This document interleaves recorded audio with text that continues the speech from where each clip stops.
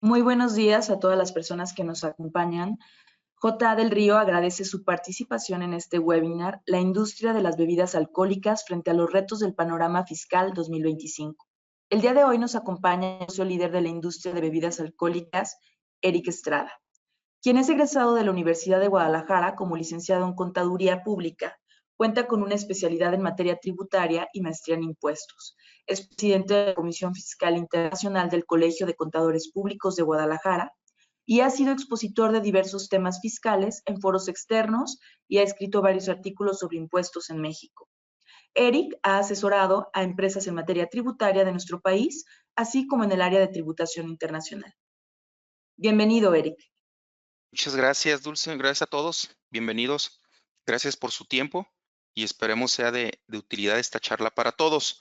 Como pueden ver en su pantalla, pues está el tema, pero lo dividimos o nos permitimos dividirlo en 5 partes esenciales.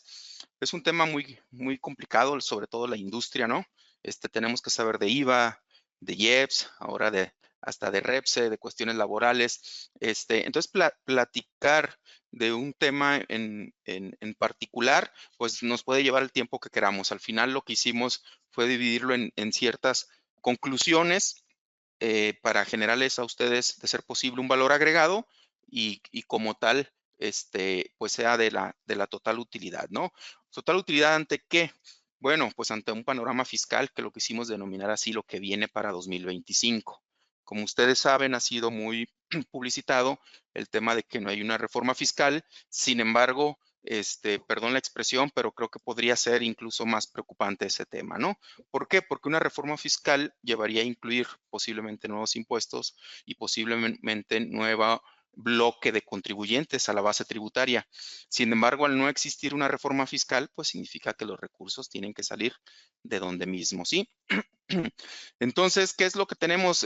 Como todo, para entender algo, nos tenemos que ir a los antecedentes, a las bases, y lo que tenemos en primer lugar, pues es lo relacionado con el paquete económico. Para entender el panorama o lo que viene, tenemos que entender qué es lo que está pidiendo el gobierno. Y aunque les decía, no hay una reforma fiscal como tal, pues tenemos que aprender a leer entre líneas, ¿no? A saber hacia dónde va el gobierno, entenderlo, qué es lo que busca, y creo que eso nos puede dar mucha luz hacia el final del túnel para, de manera preventiva, trabajar al interior de nuestras empresas. Entonces, ¿qué es lo que tenemos? Como saben, el 15 de noviembre presenta el paquete económico el Ejecutivo, que por lo regular consta pues de los criterios económicos, la iniciativa de ley de ingresos, que repito y hago paréntesis, es una iniciativa. ¿Qué significa? Que ahorita está en un proceso legislativo. Y aquí aprovecho para aclararles, todo lo que tiene que ver con la reforma fiscal, miscelánea, ley de ingresos, presupuesto de egresos, se presenta por el Ejecutivo a las cámaras para que lleven un proceso legislativo. Es decir, que pasen por diputados, por senadores y se ha regresado al Ejecutivo para su publicación. Todo este proceso se hace de acuerdo a la Ley Federal de Presupuesto y Responsabilidad Hacendaria el 8 de septiembre. Sin embargo, la propia ley, la misma ley que les acabo de comentar, contempla que cuando haya un cambio en el Ejecutivo Federal, se recorre y por eso fue presentado el paquete hasta el 15 de noviembre. Es decir, de manera regular se debió haber presentado el 8 de septiembre y para el 31 de octubre ya se tendría aprobado. No obstante, como les decía, al haber un cambio del Ejecutivo Federal, cambio de sexenio, entonces los plazos se ajustan y se entregó el 15 de noviembre, se entrega el 15 de noviembre y se tiene hasta el 31 de diciembre para tener la fase final. Hasta el 15 de diciembre es la ordinaria y 31 de diciembre la extraordinaria. ¿A qué es a lo que quiero llegar? Pues hay que estar muy atentos. Aunque no se tocó por lo pronto de manera significativa un tema fiscal, sí es importante estar atentos porque es posible que incluso 30, 31 de septiembre, por ahí en alguna de las revisiones del diputados o senadores, pues sometan a consejo algún cambio, ¿no? Entonces, por lo pronto, vamos a platicar con lo que se tiene. ¿Y qué es lo que se tiene? Pues se tiene solamente la iniciativa de ley de ingresos y se está en proceso legislativo y la verdad ha avanzado muy bien, va muy rápido. Como ustedes saben, la mayoría de las dos cámaras pues, del poder están siendo guiados por el propio Ejecutivo. Entonces, no creo que haya ningún problema para la aprobación tanto de la ley de ingresos como presupuesto de egresos. ¿Qué es lo que encontramos en esta propuesta de ley de ingresos? Pues hay 3 pilares fundamentales, que es los impuestos, los ingresos petroleros y la deuda. Y precisamente en ese orden.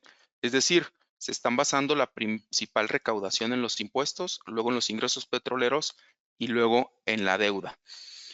Esta ley de ingresos pues, nos muestra que vamos a cerrar con un déficit para 2024 de alrededor del 6% del Producto Interno Bruto, y lo que nos lleva, les decía, a que tenemos que segmentar cómo vamos a recaudar o cómo va a tener el Ejecutivo Federal o el Gobierno Federal las contribuciones, ¿no? Primero, lo que están viendo en su pantalla es una gráfica para tratar de hacer más visual el tema del presupuesto de ingresos. Encontramos que están requiriendo de 9.302.015 millones. Ojo, todas las cantidades que van a ver en su pantalla, estamos hablando de millones, es decir, billones de pesos, ¿sí? Entonces, de este presupuesto total, el tema petrolero, es decir, los ingresos petroleros, solamente se enfocan a un 15%, y el 85% es de los ingresos no petroleros. Esto significa que el petróleo, que nos habían dicho que México es muy rico en petróleo y que tiene reservas y que puede vivir de él, pues eso ya quedó totalmente en el pasado, hace más de 40 años. Eso ya no existe.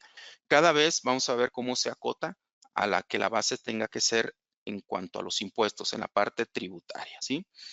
La otra gráfica que están viendo del otro lado de sus pantallas, pues ahora, ¿cuánto corresponde de contribuciones de impuestos de esos 9.300.000? ¿Cuánto corresponde a impuestos? Bueno, estamos hablando de 5.290.288 millones de pesos. Y los pueden ver que es cómo se dividen en su propia pantalla. El principal, como cada año, es el ISR, está el IVA, el IEPS y comercio exterior. El impuesto al comercio exterior significa está en cuarto lugar y vamos a entrar un poco más a detalle. Pero bueno, al final es como está dividido. Como les había dicho, se basa en ingresos no petroleros, en deuda. La deuda representa el 13.3% y los impuestos el 57%. Entonces, todo esto, además, representa con respecto al año anterior, 2024, representa un incremento en la recaudación de 53.000 millones de dólares.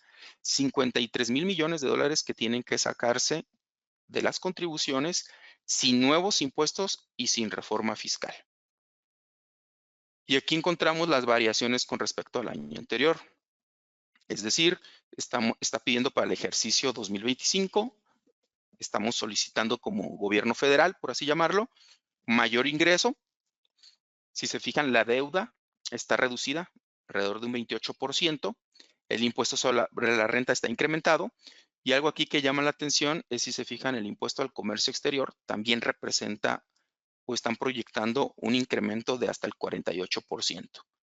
En el impuesto especial sobre productos y servicios, que es, digamos que de nuestra área que estamos hoy reunidos, representa un incremento del 3.74, pero al final, como les decía, se necesitan de la parte de contribuciones 53.000 millones de pesos y todo sin ninguna reforma fiscal ni impuestos o la creación de impuestos nuevos, ¿sí?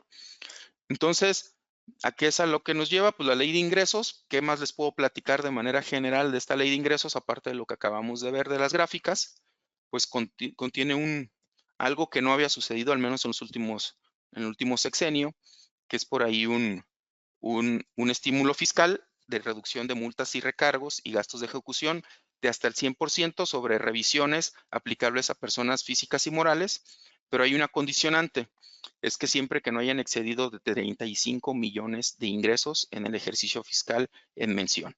Es decir, si tú eres un contribuyente que en el año en revisión tuviste algún crédito fiscal, incluso por comercio exterior o por aduanas o fiscal, tienes algún crédito fiscal, puedes recurrir a la condonación, ojo, no del impuesto, solamente de todo lo relacionado con los accesorios, pero la reducción es de hasta el 100%. Es nada más cuidar que tus ingresos de ese año hayan cumplido con este requisito de los 35 millones y podría aplicarse este estímulo fiscal. Como tal, hay que esperar las reglas generales, las reglas de aplicación general para saber las condiciones, pero ya desde la ley de ingreso contempla algunas aclaraciones. También la ley de ingresos, pues lo de cada año, mantiene la facilidad administrativa y beneficios fiscales en materia del uso de diésel, biodiesel, ambos acreditables contra el ICR, también por el uso de casetas o infraestructura de transporte terrestre, pero también limitados, al igual que otro año, a 60 millones y que no aplica entre partes relacionadas, ¿sí?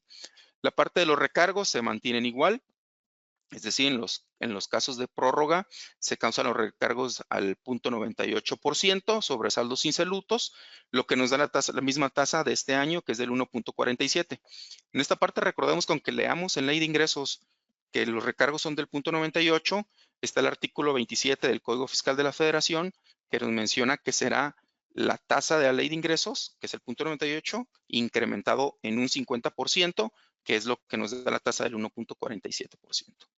Entonces, como les decía, sin nuevos impuestos, sin reforma fiscal, ya vieron el comparativo ley de ingresos 2024-2025, lo que se espera recaudar, las metas, y por eso es la importancia de conocer cómo está actuando la autoridad fiscal y ver si tiene posibilidades de recaudarlo y de dónde lo va a sacar.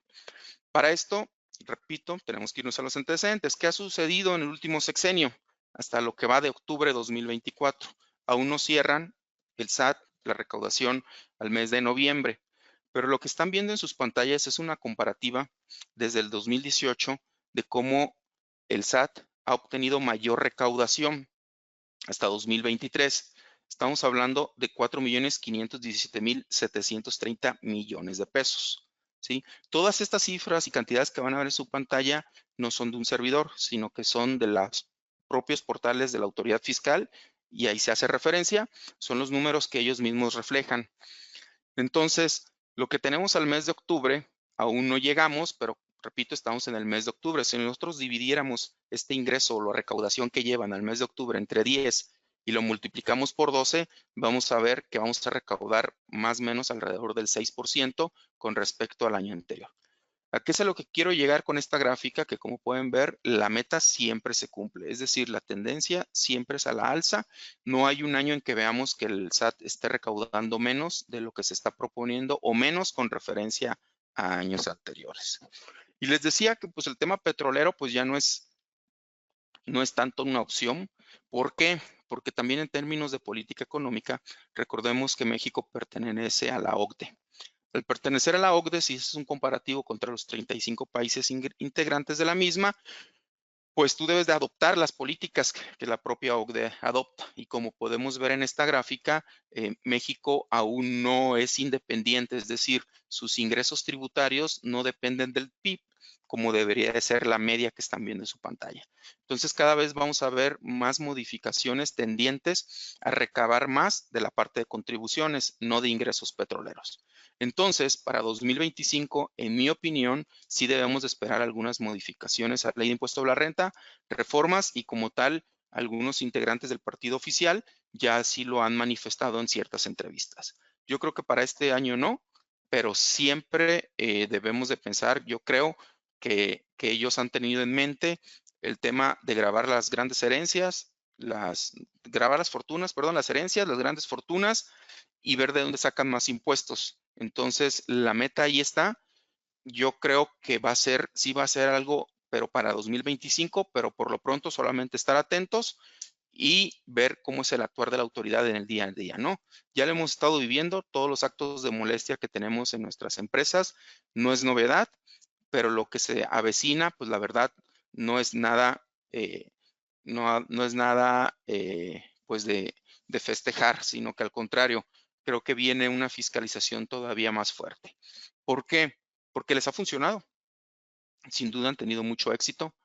Lo que están viendo en su pantalla es el padrón de contribuyentes. Estamos hablando de un padrón de contribuyentes de 64,5 millones de contribuyentes, de los cuales, como pueden ver, la gran mayoría son sueldos y salarios. Luego siguen las personas físicas, arrendamientos, servicios profesionales, honorarios. Después las personas morales, las empresas, las compañías y grandes contribuyentes. En grandes contribuyentes podrá haber alguna persona física, pero por lo regular son empresas, es decir, también personas morales. Si ven en su gráfica, el 78% del padrón de contribuyentes somos personas físicas. Luego baja al 18% para personas morales y los grandes contribuyentes son apenas el 0.02% y personas morales el 4%. Pero si ven la proporción inversa de cuánto aportan al ingreso tributario, pues es totalmente inverso, ¿no? Estamos viendo que simplemente de los grandes contribuyentes sale el 51% de la recaudación, el 21% de personas morales y del 78% de la base contribuyente solo sale el 26%, que son las personas físicas por sueldos y salarios. Esto significa que si yo como autoridad audito solamente a grandes contribuyentes y retenciones relacionadas con sueldos y salarios en personas morales y grandes contribuyentes, yo con eso ya llegué alrededor del 98% de mi ingreso visto desde el SAT. Por eso es que las cartas de invitación y los actos de fiscalización relacionados con retenciones y a grandes contribuyentes han incrementado y han tenido tanto éxito, ¿no? Pero ha sido un tema muy fuerte porque si se fijan, del número de auditorías abiertas, que son alrededor de 17,500, a grandes contribuyentes hay 2,500 y el resto de contribuyentes 14,900. Es decir, alrededor del 16% de los grandes contribuyentes están siendo auditados. Aquí se ve cómo está la recaudación por auditoría y cumplimiento, el éxito que han tenido y cómo lo han logrado, ¿no? Si se fijan, si se comparan 2013, 2018 versus el sexenio 2019, 2024, ven el número, cómo se ha incrementado de auditorías y el éxito que han tenido. Es decir, el SAT considera que entre más auditas una empresa, más efectivo eres y más vas a recaudar. Entonces, con estos antecedentes, sinceramente no esperemos que disminuyan las revisiones fiscales y es parte fundamental de los que le queremos transmitir. Lo importante para el 2025, creemos nosotros, es el tema de revisiones y los actos de fiscalización que va a estar teniendo la autoridad. ¿Cuáles son los casos de defraudación fiscal que ha identificado según el SAT de acuerdo por áreas? Bueno, los están viendo en su pantalla. Pero algo bien importante es la efectividad. Es decir, por cada peso que invierten en auditar, ellos recuperan 416 pesos. Y esto es gracias al uso de la tecnología. ¿Por qué? Porque ustedes ya muy rara vez tienen auditorías presenciales en sus instalaciones. Ya por lo regular todo es con el uso de la tecnología, incluso virtuales, y lo vamos a ver más adelante, ¿sí? Aunado a lo anterior, para 2025, este dato no lo tengo de manera oficial, sino extraoficialmente se nos ha comentado que como parte de las campañas de recaudación ya no van a ser solo los números. Es decir, el personal del SAT de auditoría tiene metas para, mediante la fiscalización, lograr más ingresos. Como parte de sus metas para 2025, también van a estar las relacionadas con la cancelación o restricción temporal de sellos digitales. Es decir, les van a pedir como meta que ciertos sellos al mes, cierto número de sellos al mes, sean cancelados. Entonces, esto es un tema muy, muy grave y que vamos a estar pendientes y atentos a lo que es el siguiente año. ¿Dónde está la mayor recaudación? Pues como lo pueden ver en su pantalla, estos ya son actos de fiscalización y los han obtenido principalmente de los impuestos indirectos, IVA, IEPS e impuestos al comercio exterior. ¿Qué es lo que principalmente están sujetos de auditoría por cumplimiento? Es decir, ¿a qué el Servicio de Administración Tributario le presta especial atención? Bueno, primero, y eso creo que lo hemos vivido, es a contribuyentes que presentan discrepancias en ingresos y deducciones contra sus bases de datos. Contribuyentes que no están presentando sus declaraciones en tiempo o que no hacen el entero de las retenciones.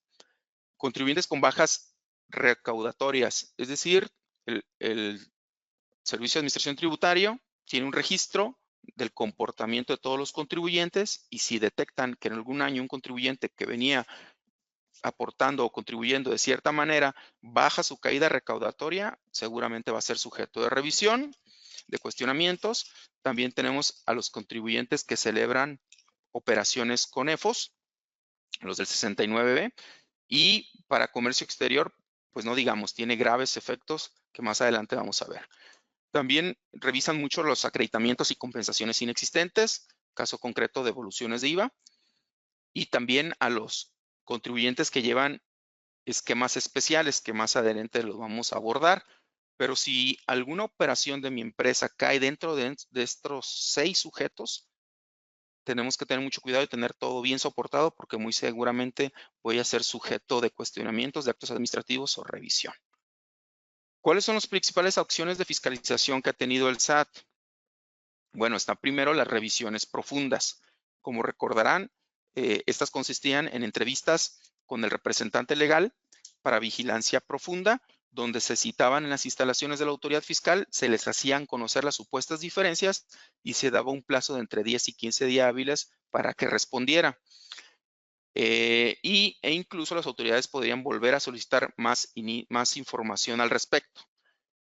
¿Sobre qué son las revisiones profundas si a tu empresa no le ha tocado? Bueno, por diferencias en CFDIs timbrados versus contabilidad y declaración anual, por diferencia en deducciones autorizadas contra las manifestadas en declaración anual, por los sueldos y salarios timbrados versus los manifestados en declaración anual o enterados, diferencias en las retenciones, operaciones con EFOS. Si tuve la mala suerte de tener alguna operación con algún proveedor que todo iba bien, pero de repente lo declararon EFO, pues muy posiblemente me llamen a una revisión profunda. Y como les decía, las variaciones, ¿no?, en la recaudación de una empresa. Algo muy importante de esto es que las revisiones profundas no forman como tal, no se consideran que el SAT inició facultades de comprobación. Es decir, para efectos fiscales, te pueden pedir la información que ellos consideren necesarios, te pueden citar, te pueden hacer preguntas, pero no se consideran que están auditando. Es decir, pueden con posterioridad, dependiendo de la información que entregas, ahora sí abrirte alguna autoridad, ¿sí? Y lo peor es que la autoridad no está obligada a dar respuesta o resolución de estos temas.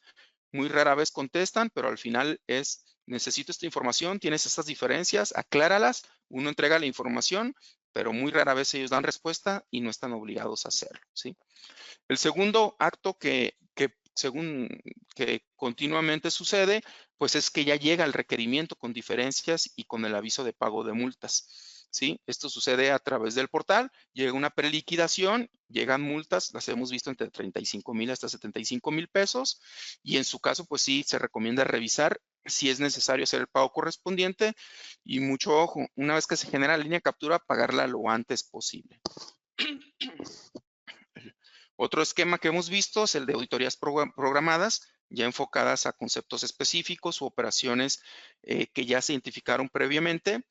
También recordemos que hay una coordinación con los estados, no nada más las revisiones pueden ser federales, sino también pueden ser estatales y sobre todo en temas de IEPS. Y revisión de esquemas y conceptos y conductas y todo en búsqueda del fortalecimiento de operaciones de fiscalización y pues de comercio exterior, ya lo vamos a abordar a continuación. Como les decía, lo preocupante de esto es que todos estos actos de fiscalización por parte del SAT no se considera que la autoridad fiscal ha iniciado facultades de revisión. Ellos se basan, pues seguramente algún abogado va a decir, oye, pues si es ilegal, si hay manera de controvertirlo, bueno, eso es por la parte legal.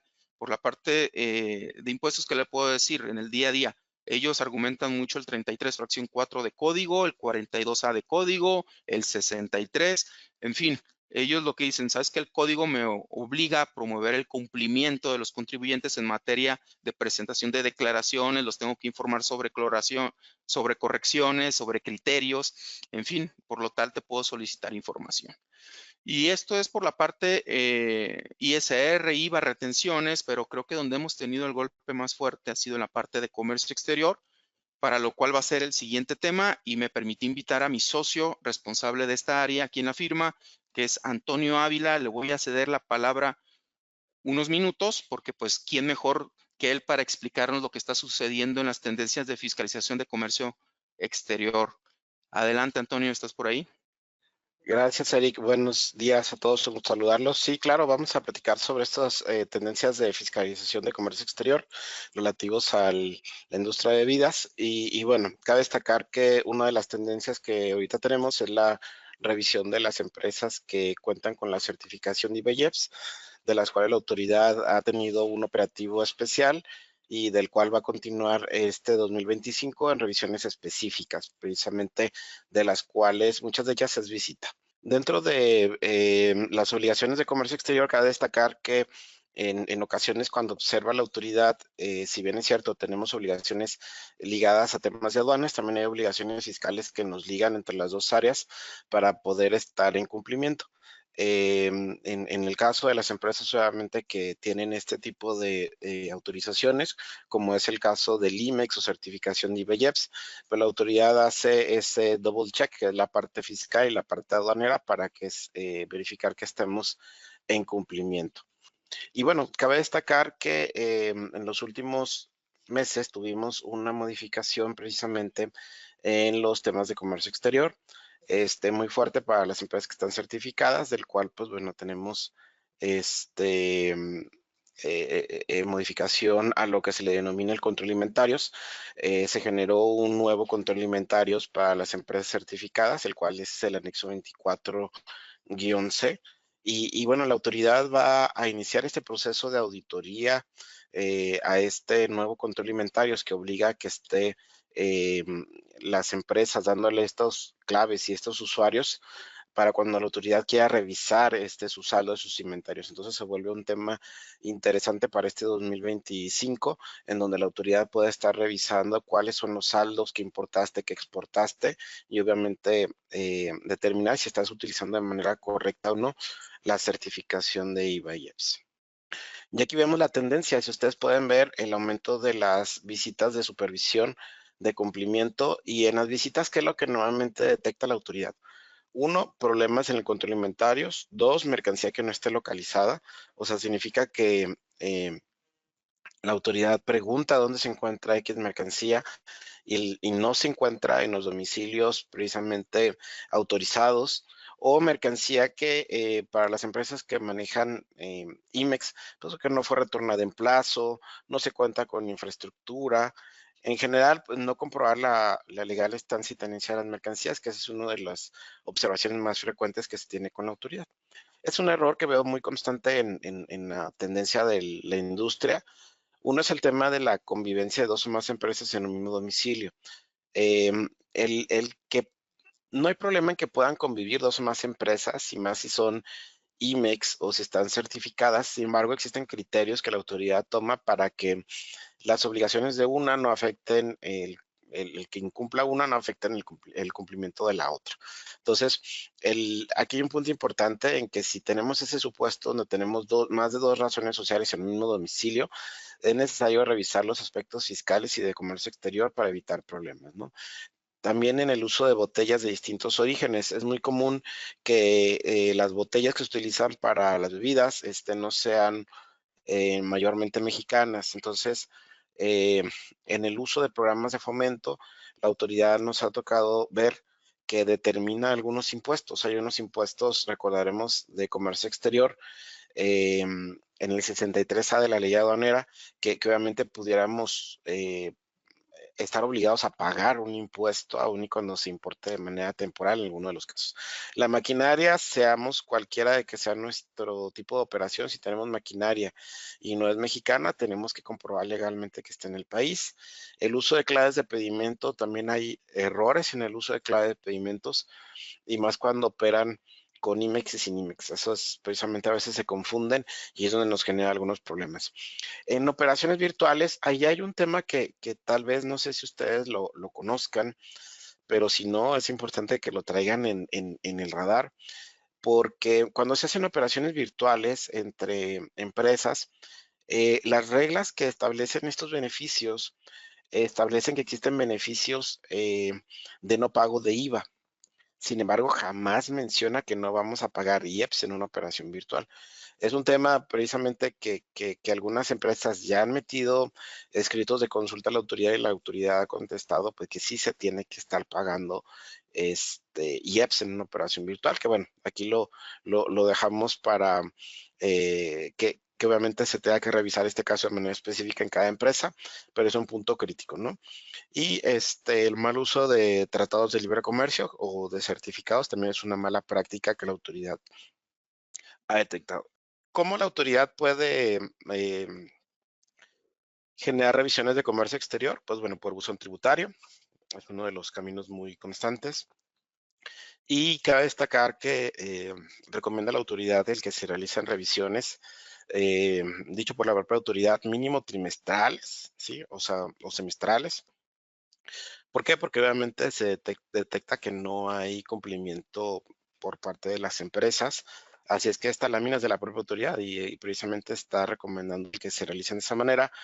¿Por qué? Porque obviamente, pues, estos errores que va detectando en sus auditorías, señal de que obviamente no está cumpliéndose. Y algunos efectos, pues, de no cumplimiento, recordemos que tanto están las multas, como obviamente tenemos sanciones de pérdida de certificaciones, autorizaciones, entonces se vuelven en ocasiones cantidades muy grandes el tener errores dentro de las operaciones de comercio exterior. Entonces, durante ese 2025 esta tendencia se va a mantener y van a tener que tomarlo en consideración por parte de la autoridad. Y por último, hago esta referencia porque es importante tomar en cuenta que actualmente tenemos una situación en donde tanto el gobierno mexicano como el gobierno de Estados Unidos, hay una disputa bajo el USMCA en donde existe la posibilidad de que Estados Unidos le ponga aranceles a los productos que se importen de México y obviamente pues sea de bebidas alcohólicas que se fabriquen aquí, obviamente es un efecto que se puede tener en Estados Unidos. Sin embargo, si sucediera eso, también el gobierno mexicano mencionaba que podía aplicar la figura espejo. ¿Qué es figura espejo? En donde tú me pones un arancel, yo te pongo un arancel bajo el mismo efecto, que se le conoce como medidas espejo. Estas medidas espejo ya las vivió México y es importante mencionar que cuando sucedió, México le puso arancel a algunas bebidas alcohólicas, le puso aranceles, por ejemplo, al whisky, ¿sí? Entonces, este arancel que le puso al whisky, fue en relación a un tema también de medidas espejo, por ser un producto representativo, por ejemplo, el whisky de Tennessee, que es proveniente de Estados Unidos. Entonces, sabemos que existen importaciones varias de distintas bebidas alcohólicas de Estados Unidos, las cuales, pues obviamente en esta guerra, si se genera esta guerra tarifaria, se pueden tener este tipo de problemáticas, ¿no? Aranceles en ambos rubros, tanto por la parte mexicana como por la parte de Estados Unidos y por consecuencia, pues el cumplimiento del pago de estas aranceles, pues generaría revisiones por parte de la autoridad para ver que se cumplieron con estas obligaciones en su momento, en caso de que se estén generando, ¿no? Entonces, ese es el escenario que se tiene de comercio exterior, que se mantienen las auditorías por parte de la autoridad y, bueno, estar atentos a estos cambios que se espera. Recordemos que en comercio exterior normalmente hay cambios que se esperan para finales del año con las reglas, normalmente a finales de 29 o 30, ¿no? Pues es todo, Eric, muchas gracias. Muchas gracias, Toño. Como bien lo comentas, a lo mejor en la parte de Trump estamos muy enfocados en las afectaciones que puede tener la industria automotriz y perdemos de vista que puede haber reglas que ponga también México en defensa que pueden afectar otras áreas, ¿no? Como bien mencionaste el ejemplo, el tema de la industria de las bebidas. Muchas gracias, Toño. Y pues seguimos. Como ya vimos, el panorama de revisiones por parte del SAT, pues va a seguirse incrementando tanto en comercio exterior como en todo el aspecto fiscal y anunciado por ellos mismos. O sea, es incluso desde la ley de ingresos viene anunciado así. Entonces, ¿qué es lo que nos queda? Pues tenemos que accionar, ¿no? Tenemos que primero, déjenme utilizar la expresión, tenemos que conocer al enemigo, ¿no? Conocer qué acciones y hacia dónde van. Estar pendientes de todos los comunicados, de toda la información que ellos están brindando, porque sí, luego no es solo con la intención de amenazar, sino que sí lo están cumpliendo. Ellos durante 2024, y estamos esperando el plan de fiscalización, plan maestro de fiscalización 2025, pero estamos seguros de que no va a cambiar mucho, pero los esfuerzos de programación y fiscalización están enfocados a los sectores que están viendo en su pantalla, y como pueden ver, después de la automotriz está el de bebidas alcohólicas y cigarros. Entonces, estar muy atentos y no podemos quedarnos cruzados de brazos. Hay esquemas, los que mencionábamos en las láminas anteriores, de, oye, ¿qué está revisando la autoridad? Pues mira, si en tu empresa hay un plan o adquiriste o negociaste con algún sindicato, con algún plan privado de pensiones, hacer pagos de subcontratación o simulación, que olvidemos que primero aclaremos, perdón, que está prohibida la subcontratación, pero una simulación donde mis trabajadores están recibiendo un ingreso exento, el cual para mí es deducible, o trabajadores que me renunciaron y ahora me siguen prestando sus servicios como reciclo, pues mucho cuidado, ¿no? Ya están considerados incluso como una práctica fiscal indebida. Está es el criterio normativo 42 ICR, donde este año el SAT ya anunció que va sobre estos esquemas, y en caso que lo detecte de que le estás pagando de esta manera a tus empleados, pues ya eres sujeto o es considerada una conducta que va a ser revisada por la autoridad fiscal. Cuentas incobrables, mucho cuidado. Se tienen que agotar todas las gestiones de cobros. Recordemos que ya es el segundo año que se hizo la reforma, donde no puedo hacer deducible una cuenta incobrable si no tengo la sentencia final, donde así se considere para efectos legales de que efectivamente es incobrable, más todos los requisitos que ya conocemos.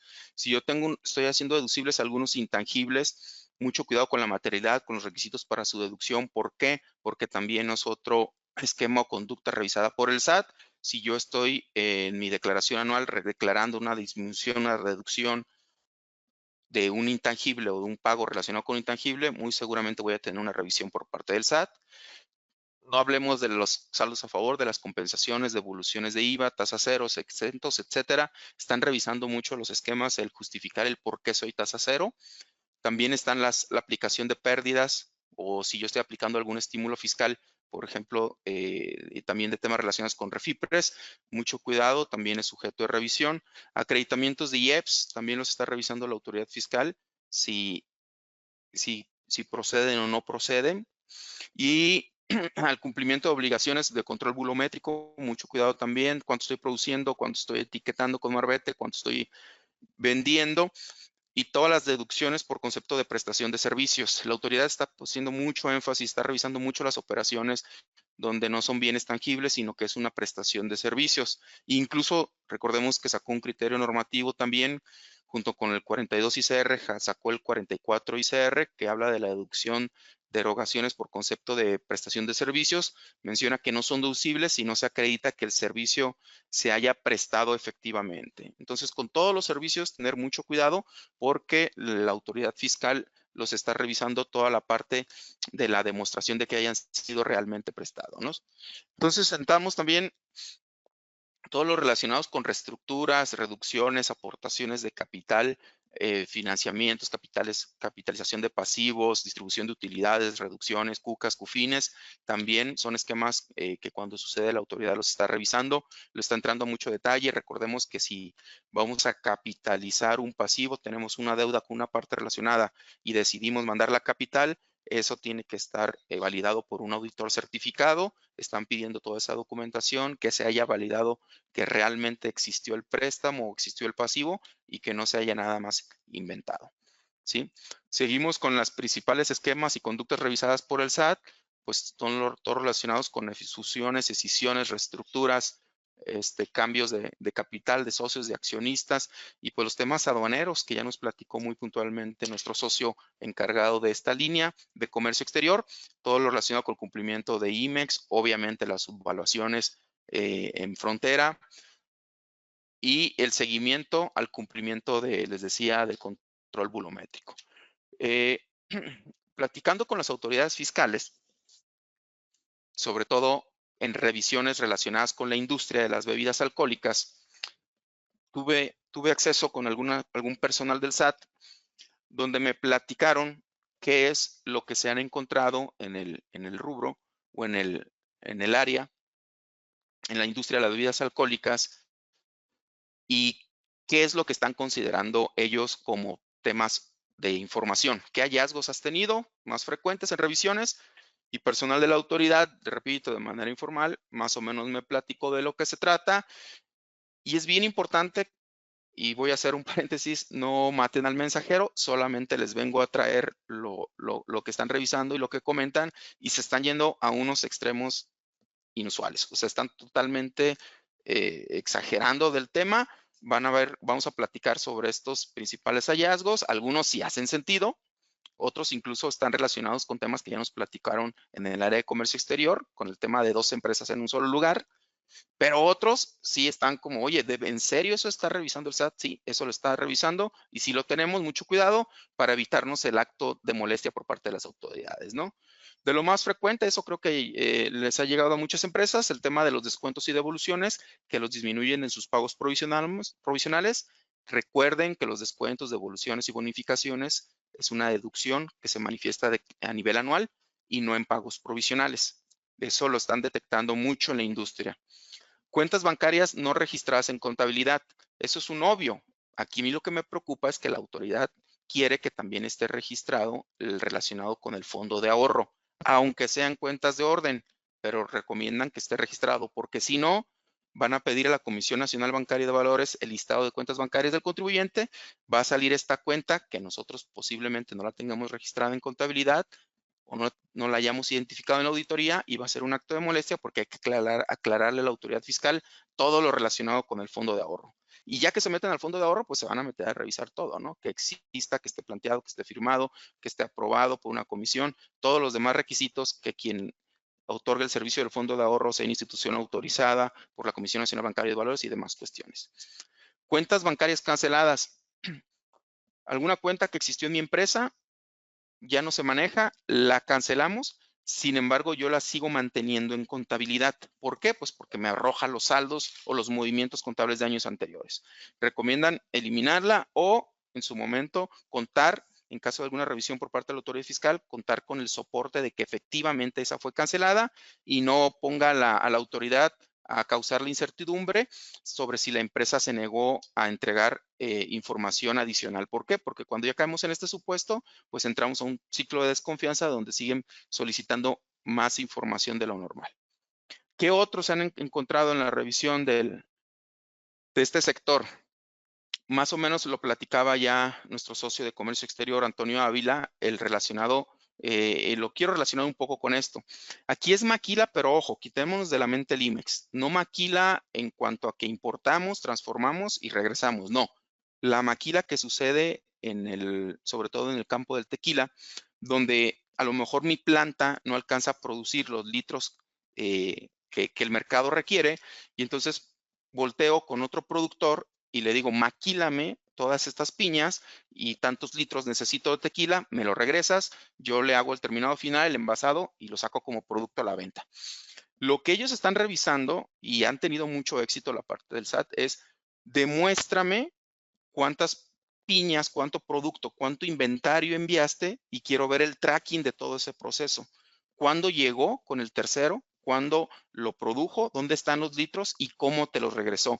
Todo lo relacionado con el transporte, facturación, el servicio, el contrato, pero sobre todo el tracking del inventario. Demuéstrame cuántas piñas se fueron, dónde quedaron, cuántos litros se regresaron y se vinieron. Porque lo que está sucediendo mucho en el mercado es que solamente te facturan los litros, van y vienen y se declara como una operación de maquila. Aquí lo que la autoridad está cuestionando y sí está interesante es qué sucede con el IEPS. ¿Por qué? Porque si tú lo que estás haciendo es una venta del líquido, de la bebida, entonces estás omitiendo el IEPS.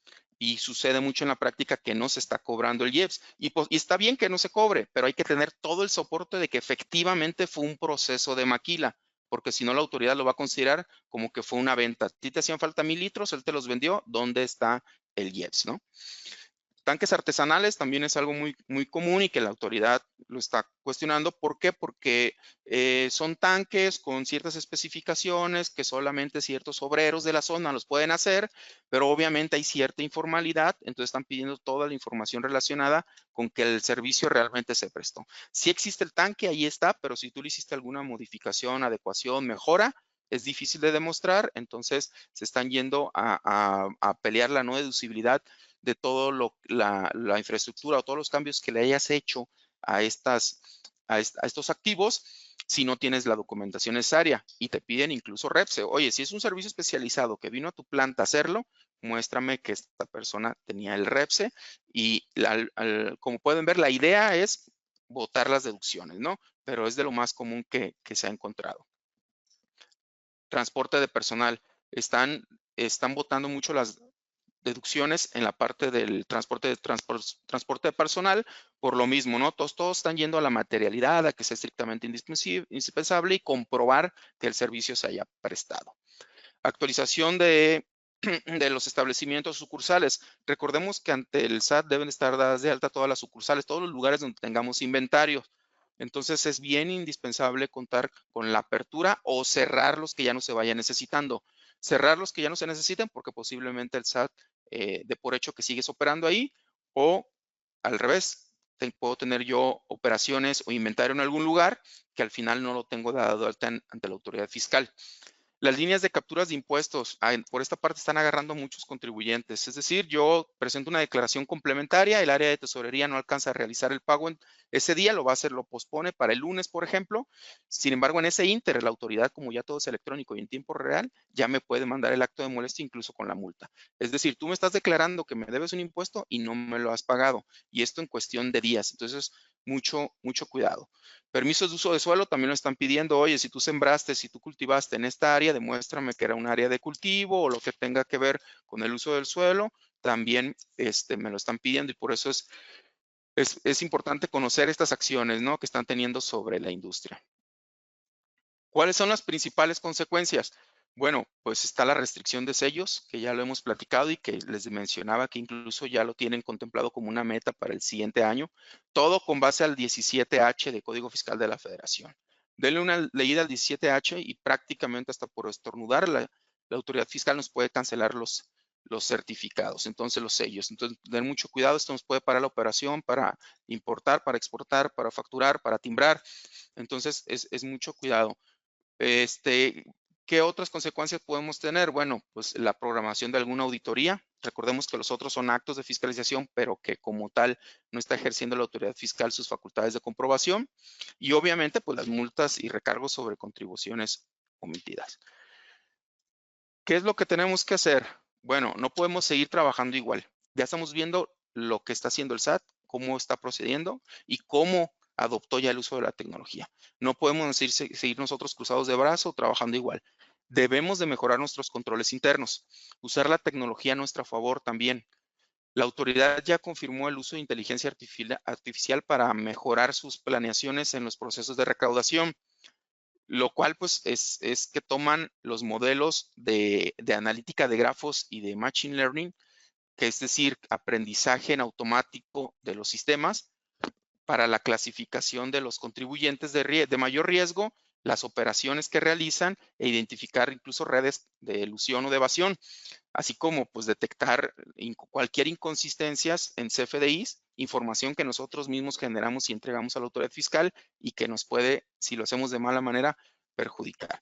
Ellos ya le apostaron a identificar empresas fachada, a irse sobre empresas de papel. Sin embargo, sabemos que no solo o se llevan en el proceso a los contribuyentes malos, sino que siempre salimos afectados los que hacemos las cosas de manera correcta. Entonces, ¿cuál es nuestra principal recomendación? Seguir invirtiendo y enfocar los esfuerzos de su empresa en la elaboración de revisiones de manera preventiva, seguir con el uso de la tecnología, monitorear mis proveedores, mis EFOS, ver si tengo EFOS, perdón, y hacer desarrollos especiales a la medida para que mi empresa esté monitoreada de manera interna y no esperar. De manera preventiva, saber yo dónde puedo tener una diferencia antes de que la autoridad lo conozca, ¿sí?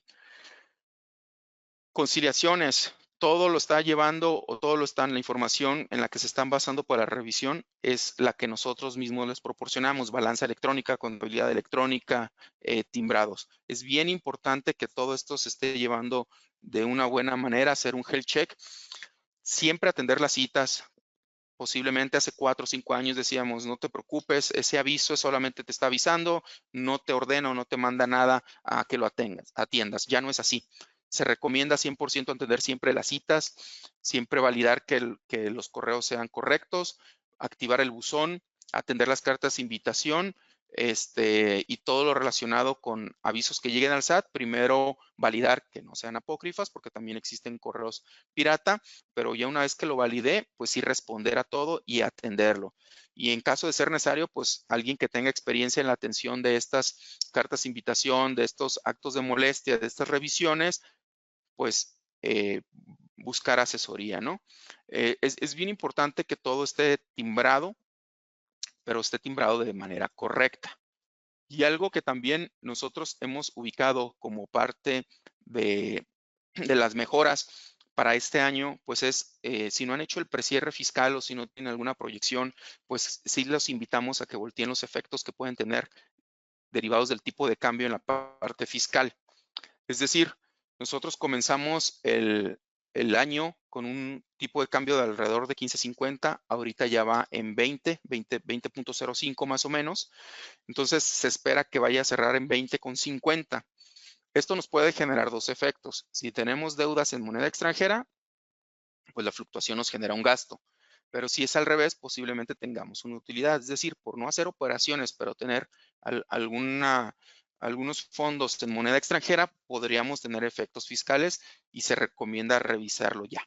De revisarlo, atenderlo lo antes posible, porque este impacto principalmente lo vamos a obtener posiblemente en las limitantes de deducción de intereses. Perdón. Recordemos que la fluctuación cambiaria para efectos del impuesto a la renta también está considerada como parte de los intereses. Entonces, esto nos puede hacer que nuestra limitante de intereses sea más acotada y entonces, sin darme cuenta, yo tenga un tope. Capitalización delgada. Si yo tengo algún préstamo con parte relacionada, mi capital no se movió, pero el tipo de cambio hizo que mi deuda se aumentara, a lo mejor ya rebasé el tope máximo para considerarlo deducible. Operaciones financieras derivadas, si tengo forwards, conversiones, etcétera, futuros, muy seguramente voy a tener un efecto. El ajuste anual por inflación, si tengo mis deudas en dólares, voy a tener mayores pasivos y lo cual me puede generar un ajuste anual por inflación acumulable. Bien importante, a lo mejor es muy obvio, pero validar que estemos usando el tipo de cambio correcto, el publicado en el Diario Oficial de la Federación para los cálculos fiscales y no el empresarial o el corporativo. Y mucho ojo, recordemos que se considera como esquema reportable también cuando tengo una diferencia entre una deducción fiscal y contable superior a cierta cantidad, entonces a lo mejor un tipo de cambio me puede llegar a originar esto. ¿Qué consideramos como mejores prácticas al cierre del ejercicio? Anticipos de clientes, depósitos sin identificar, dar una revisada, proyectar un ajuste anual por inflación, ir a revisar cómo está el estatus al cierre del año de mis cuentas incobrables, cómo van los temas legales al respecto.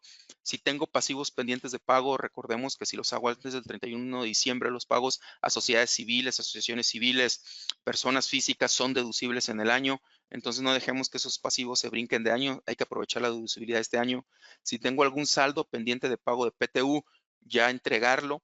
¿Por qué? Porque de todos modos la PTU al final se suma a la del año siguiente. Esa PTU ya la puedo hacer deducible si tengo ubicado el personal y hacer su pago.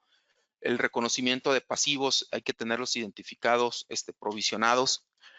El amarre de CFDIs, perdón que sea tan reiterativo, pero sí es una cuestión muy importante y cuándo hacerlo. Esto tiene mucho sentido, el tema del amarre del CFDIs. ¿Por qué?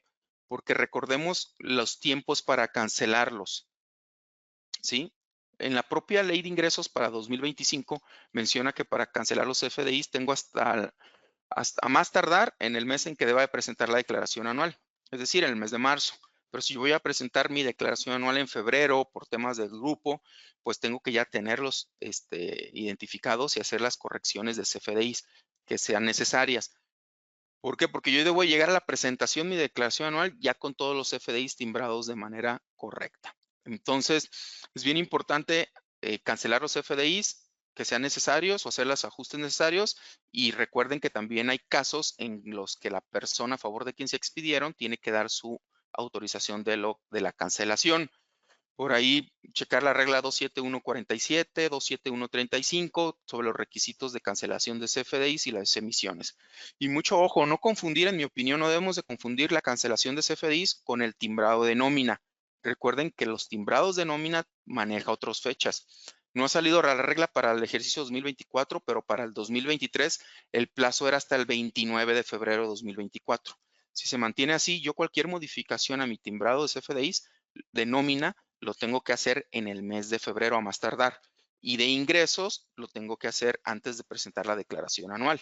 ¿Sí? Entonces eso es muy importante. Beneficiario controlador, seguimos reiterando que la autoridad seguramente va a ejercer facultades de revisión en este rubro y los días para responder sobre la información que sea requerida sobre el beneficiario controlador son muy pocos, son de 15 días, puede presentarse una prórroga de 10 días hábiles, pero es mucha la información que van a solicitar. No nomás van a solicitar quién es el beneficiario controlador, sino cómo se llegó al beneficiario controlador. Hay avisos que se deben de presentar al cierre de año, no olvidarlos, incluso el relacionado con deducción de cuentas incobrables. Denle una revisada a su tasa efectiva de acuerdo a la operación que hace la empresa, revisar cuál es mi tasa efectiva comparada con los demás del mercado o del mismo rubro para ver cómo estoy, porque ese también puede ser un acto de fiscalización. Siempre en todas mis operaciones, priorizar la materialidad, la sustancia económica, que sea estrictamente indispensable, monitorear mis proveedores, en fin, todo lo que están viendo en su presentación se les va a hacer llegar completa para consulta.